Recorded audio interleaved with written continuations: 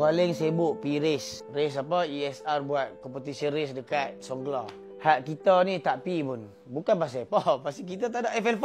Kalau kita ada FL5, kita dah join. Tapi nak buat macam mana? Kita tekan Evo pun pecah. Kita tekan Sylvia pun pecah. Hak member kita tekan kita punya R33, terbukong. Itulah lumrah anak main kereta lama. Tapi tak apa. Nak buat macam mana? Minat saya ke situ. Dan ada setengah orang kan yang komen kita boleh accept. Ni setengah orang yang komen yang kita rasa macam aduh, hang cakap tak semua bikin lah. Aku orang yang bawa manual. Aku tak tahu pula setiap kereta tu berbeza dia punya ni. Faham tak? Ada yang cakap pandai macam dia ni terpaling joki, terpaling tu terpaling ni. Komen positif kita boleh accept. Janganlah komen sampai macam aku ni bodoh sangat. Oh hang tak boleh macam ni, hang tak boleh.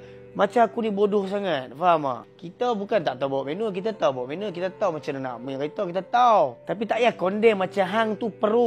Aku bawa manual banyak kereta dah. Cuma Evo ni, aku tak biasa main manual yang apa ada mood macam-macam ni. Yang meletup enjin tu pasal flat shift apa benda tau. Ada mood flat shift tu. Maknanya gear sambung. Orang cakap gear sambung. Minyak tak lepas. Masuk gear, minyak tak lepas. Tekan kelas, masuk gear. Yang tu. Abang Nim dah tegur dah. Kalau tak terbiasa lagi, jangan guna. Jangan pakai benda tu. Aku ketat-ketat nak pakai. Sebab apa? Sebab bila masuk gear,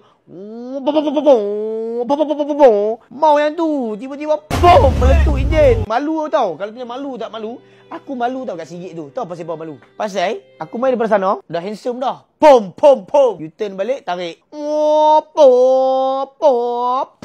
Bye-bye. Assalamualaikum. Tapi tak apalah, Evo. Cuma betul lah macam orang cakap. Abang Nim pun cakap. Evo ni, dia macam Rezek. Tiba-tiba tarik. Dia bukan macam hang bawa NA dah, manual. Dia lengah sikit lah. Dia dah lengah. Aku tak tahu lah. Dia dah lengah sikit lah. So, kena learning from mistake. Ataupun learn from mistake. Aku tak pandai bahasa Inggeris sangat. Cuma, kita belajar daripada kesilapan. Tapi kalau kereta tu keluar sekali lagi, aku rasa mesti sekali lagi masuk bengkel lagi. Steam. Evo Steam. Tak mau cakap dah. Evo Steam. Aku tak mau cakap lebih. Mari. Evo Steam. Kamu cakap lebih. Mari. Ni aku tunjuk apa. Ini adalah new collection untuk Choi Motorsport Car Culture punya edition. Tapi tak apalah. Nak promote pun sedih ni. Apa masuk kat Professional Worldwide. Apa tu dekat beg kuning. Kita ada keluarkan new release Choi Motorsport Car Culture. Ada macam-macam design. Especially mak kereta. Memang kena ada. Okay. Saya memang bukan macam ESR yang boleh keluarkan barang-barang performance. Tapi saya keluar merchandise untuk budak-budak malam minggu. Pak, ni ada tu lagi. Nampak? Dan last kali macam saya pakai ni ya.